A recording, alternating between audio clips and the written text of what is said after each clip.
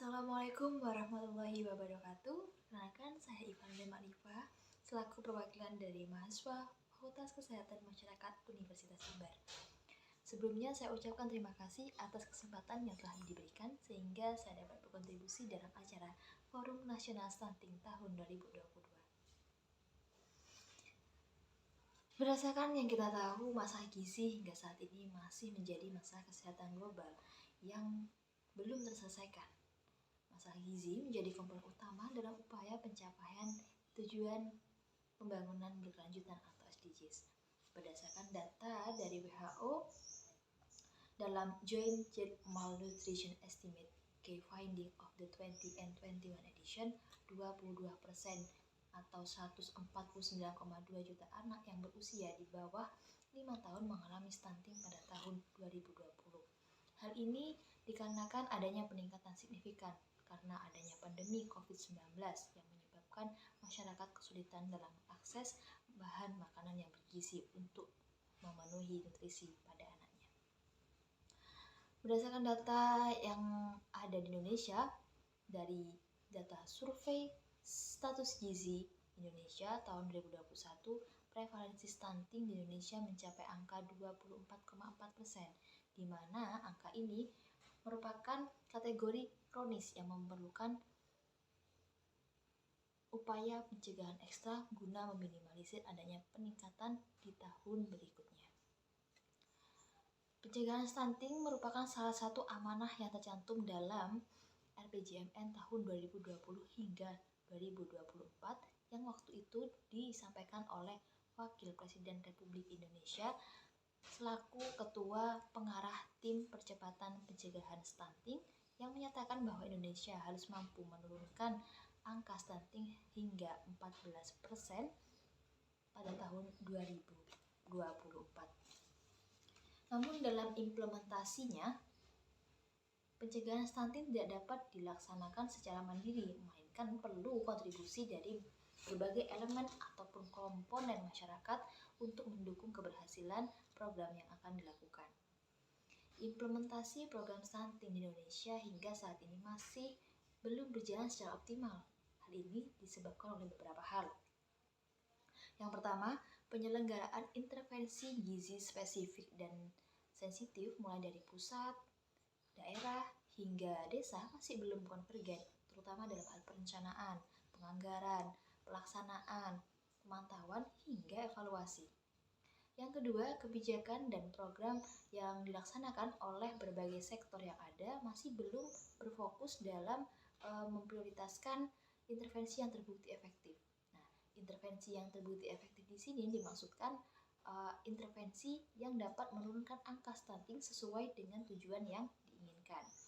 Yang ketiga, potensi sumber daya dan sumber dana yang belum diidentifikasi ataupun dimobilisasi secara optimal, sehingga alokasi dan pemanfaatannya pun tidak dapat berjalan secara efektif dan efisien, terutama dalam pemenuhan kebutuhan pencegahan stunting yang ada terutama di tingkat kabupaten atau kota. Selanjutnya adalah adanya keterbatasan kapasitas penyelenggaraan program. Yang kedua ada keterbatasan dalam ketersediaan fasilitas dan juga keterbatasan dalam pemanfaatan data yang tujuannya adalah untuk upaya pengembangan kebijakan. Contohnya program advokasi, sosialisasi, kampanye stunting, konseling, dan juga keterbatasan masyarakat yang ikut berpartisipasi dalam program pencegahan stunting.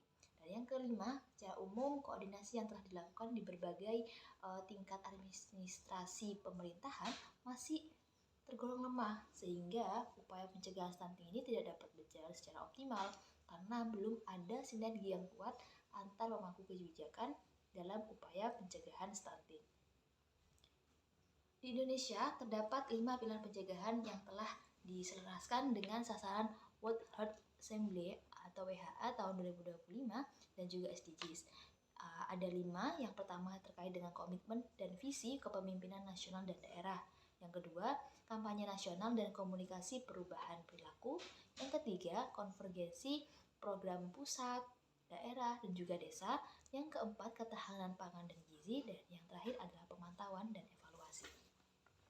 Hal ini tentunya menjadi perhatian dari seluruh komponen masyarakat, di mana terutama bagi universitas, kemudian akademisi, dan juga organisasi profesi. Nah, mahasiswa sebagai generasi penerus bangsa perlu berkontribusi dalam upaya pencegahan stunting, terutama sebagai bentuk pelaksanaan Tridharma perguruan tinggi.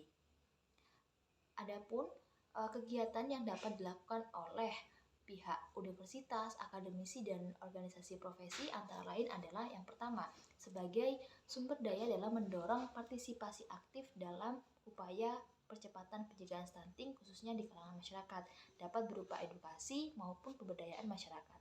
Nah, yang kedua, berkoordinasi dalam penyusunan teknis strategi dan pemerintah untuk percepatan pencegahan stunting. Yang ketiga, yakni memberikan masukan dalam pengembangan dan perencanaan program percepatan perbaikan gizi berdasarkan kajian dan juga penelitian yang telah dilakukan, sehingga strategi intervensi yang diberikan sesuai dan tepat sasaran dengan keadaan yang ada di lapangan. Nah, mahasiswa di sini sebagai salah satu bagian dari universitas memiliki peran penting, terutama dalam upaya memberdayakan masyarakat. Nah, memberdayakan masyarakat di sini dapat diberikan dengan cara edukasi dan juga pendampingan kepada masyarakat terkait tata cara untuk mencegah stunting, bisa dari anak-anak, kemudian remaja, calon pengantin, kemudian ibu hamil, dan juga ibu yang memiliki baduta dan balita. Tak hanya itu, upaya yang dapat dilakukan oleh seorang mahasiswa adalah dengan menggencarkan inovasi upaya dengan memvariasi menu makanan dengan memanfaatkan pangan lokal, sehingga masyarakat tidak perlu memenuhi kebutuhan nutrisinya dengan jauh-jauh, tetapi cukup dengan memanfaatkan pangan yang ada di sekitarnya. Kesimpulannya, stunting merupakan salah satu permasalahan kesehatan global yang masih perlu untuk diselesaikan guna mencapai tujuan SDGs. Stunting juga merupakan tanggung jawab seluruh lapisan masyarakat, dan mahasiswa sebagai bagian dari universitas sekaligus generasi penerus bangsa harus berkoordinasi dalam upaya percepatan stunting menuju Indonesia bebas stunting untuk Indonesia yang lebih maju. Salam mahasiswa.